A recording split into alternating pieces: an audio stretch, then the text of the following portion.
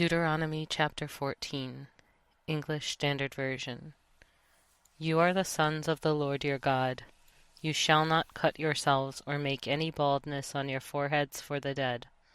For you are a people holy to the Lord your God, and the Lord has chosen you to be a people for his treasured possession, out of all the peoples who are on the face of the earth. You shall not eat any abomination.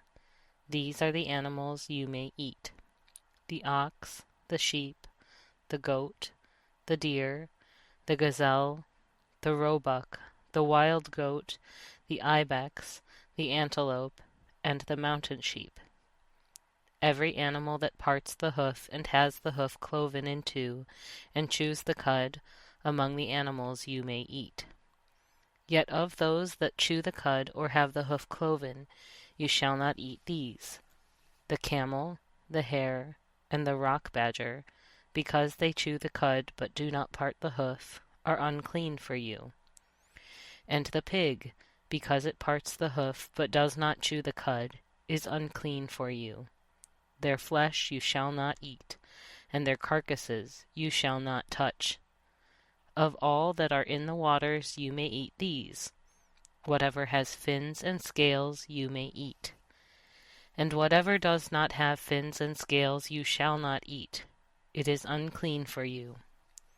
You may eat all clean birds, but these are the ones that you shall not eat: the eagle, the bearded vulture, the black vulture, the kite, the falcon of any kind, every raven of any kind, the ostrich, the nighthawk, the seagull, the hawk of any kind, the little owl and the short-eared owl, the barn owl and the tawny owl, the carrion vulture and the cormorant, the stork, the heron of any kind, the hoopoe and the bat. And all winged insects are unclean for you. They shall not be eaten. All clean winged things you may eat. You shall not eat anything that has died naturally. You may give it to the sojourner who is within your towns, that he may eat it, or you may sell it to a foreigner. For you are a people holy to the Lord your God. You shall not boil a young goat in its mother's milk. You shall tithe all the yield of your seed that comes from the field year by year. And before the Lord your God, in the place that he will choose, to make his name dwell there, you shall eat the tithe of your grain, of your wine, and of your oil, and the firstborn of your herd and flock, that you may learn to fear the Lord your God always. And if the way is too long for you, so that you are not able to carry the tithe, when the Lord your God blesses you, because the place is too far from you, which the Lord your God chooses, to set his name there, then you shall turn it into money and bind up the money in your hand, and go to the place that the Lord your God chooses, and spend the money for whatever you desire: oxen or sheep or wine or strong drink, whatever your appetite craves.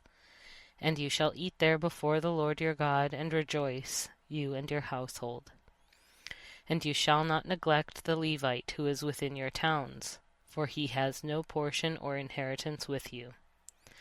At the end of every 3 years you shall bring out all the tithe of your produce in the same year, and lay it up within your towns.